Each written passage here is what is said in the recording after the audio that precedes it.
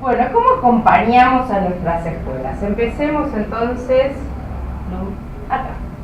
Lo primero que hay que entender para poder acompañar a las escuelas es, es la diversidad social y los cambios que están ocurriendo hoy. Yo sé que muchas veces ustedes lo escucharon y escucharon hablar de esto, pero lo quiero poner para que después entendamos bien por qué la escuela de hoy es diferente de la de ayer.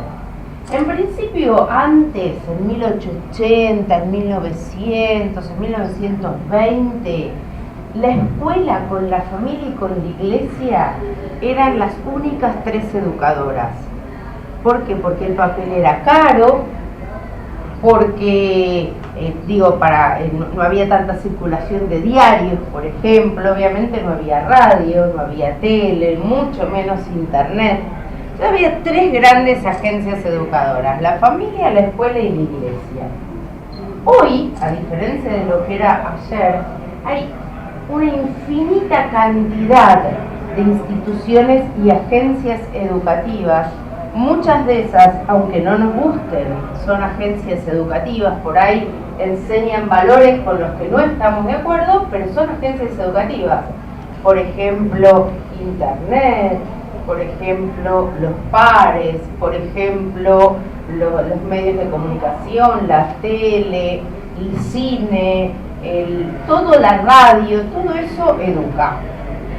Entonces, ¿qué cambia? El lugar del saber se multiplica, porque antes el saber venía del adulto al niño, ¿sí? O sea, era la única vía para que el chico aprenda. ¿Y por qué además era la única vía? Porque la información se guardaba en la memoria. O sea, ¿saben? En 1890 y en 1900, hasta 1930, los chicos empezaban, los primeros grados todavía los hacían con pizarra.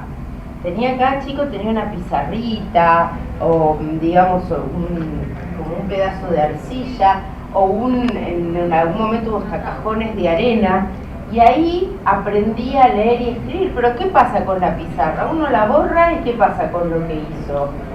Se fue. ¿Dónde se puede guardar la información? En la memoria. Por eso, además, antes hacían memorizar tanto. Había que memorizar las poesías, había que aprender de memoria, porque la memoria era casi el único reservorio del conocimiento y la información, ¿sí? Hoy, y entonces se transmitía del adulto al joven. Hoy, la circulación, volveme un minutito, ahí está. La circulación del saber es muy diferente, porque el adulto le enseña al estudiante, el profesor, el docente le enseña al estudiante, el padre le enseña a un hijo, pero los chicos aprenden entre sí, entre pares, por ejemplo, a manejar los nuevos teléfonos celulares, o a manejar una computadora, o se enseñan jueguitos. También vocabulario, o sea, los jóvenes tienen un vocabulario bien diferente al nuestro, bien diferente, para no decir una mala palabra, pero sí, digamos, porque a veces utilizan un vocabulario que a uno le resulta por lo menos un poquito extraño, pero en vez de contestar sí o no, ahora contestan ponele. ¿Vas a ir a la fiesta? Ponele. ¿Te gusta ponele, no? O sea, y hay miles en fin, terminología adolescente que está bien, no es para criticar, pero es para entender que la educación no se da solo de adultos a jóvenes. Y que entonces, aquella vieja definición de Durkheim, donde decía que la educación es la transmisión de las generaciones adultas a las generaciones jóvenes, ya no es posible. Ya no es una definición que nos sirva o que explique la educación en el mundo de hoy. Hoy la educación tiene que ver con la producción, transmisión y apropiación de conocimientos, pero puede ser entre pares, de chicos a grandes también. O sea, muchas veces los jóvenes nos enseñan a los adultos, y esto es para valorar y aprovechar, no para descartar. Por ejemplo, cuando hay nueva tecnología, y entonces viene un joven y nos dice, nuestros hijos, y nos dicen, así se hace, ¿verdad? Y lo saben antes de verlo al aparato.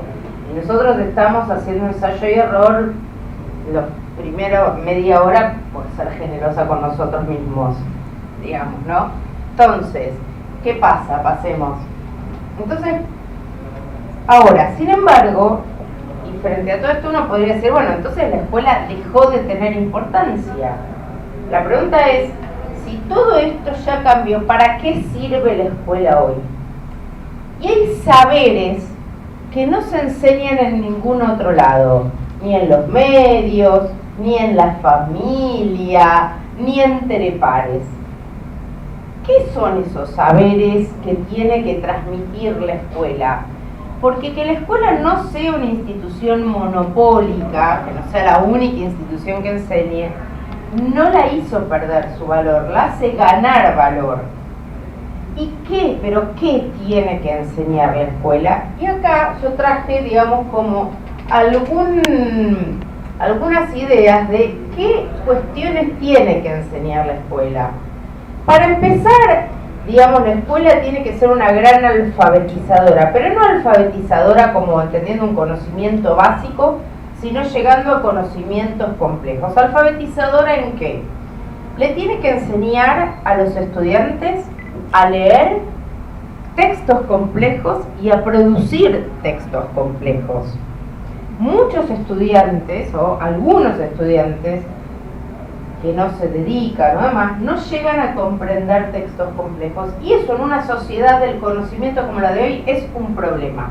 Nosotros necesitamos que aprendan a comprender y además a producir textos complejos, porque el problema no es que los adolescentes usen el lenguaje juvenil, sino que lo usen en los contextos apropiados, pero que puedan tener también un lenguaje apropiado en contextos de socialización secundaria, cuando están en el trabajo, cuando tienen que expresar ideas vinculadas a algún tema científico, cuando tienen que comprenderlo, ¿sí?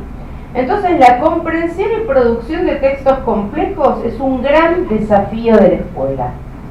La escuela tiene un segundo desafío, que es el desarrollo de competencias científicas. Pero el tema no es aprender de memoria los huesos del cuerpo humano. El tema es aprender a pensar científicamente, a pensar, a entender que si yo me pongo una ruda en el zapato y no estudié, no voy a aprobar un examen, por mucha ruda que me ponga en el zapato. Yo no estoy en contra de los amuletos ni nada, pero ¿saben qué? Estudien y después pónganse la ruda en el zapato, ¿no? Y esto es importante, pero ¿qué dice el pensamiento mágico? El pensamiento mágico dice, bueno, ponete una plantita, no me acuerdo, una hojita, si es ruda macho, ruda hembra, ruda... Y entonces no vas a probar, o sea, sencillamente es un problema científico. Ningún profesor te va a probar si no estudiaste, claro. Entonces me parece que es muy importante tener una comprensión científica de la realidad, poder leer gráficos. Hoy también nos manejamos mucho con números. Entonces también dentro de estas competencias científicas está el aprender a leer porcentajes, el aprender a leer números absolutos, la diferencia entre un porcentaje y un número absoluto. Por ejemplo, supongamos que venga un, no sé, ministro de educación de un país X y nos diga acá, miren, nosotros le damos tanta importancia a la educación que invertimos el 45% del Producto Bruto Interno en educar a nuestros niños. ¿Qué dirían ustedes? Wow, ¿no? Sí. Claro. Ahora, ¿qué pasa? Si en ese país el Producto Bruto en números absolutos es 0, el 45% de 0 es 0. Entonces, aprender a pensar científicamente es poder traducir los números relativos, los porcentajes también en números absolutos, poder mirar las dos, porque uno diría, wow, ahora 45 de 0 es 0, ¿no? O sea, entonces me parece que es muy importante trabajar y poder pensar estos números. Tercero, competencias digitales. Nosotros le tenemos una excesiva fe, y esto lo digo como directora general ejecutiva del programa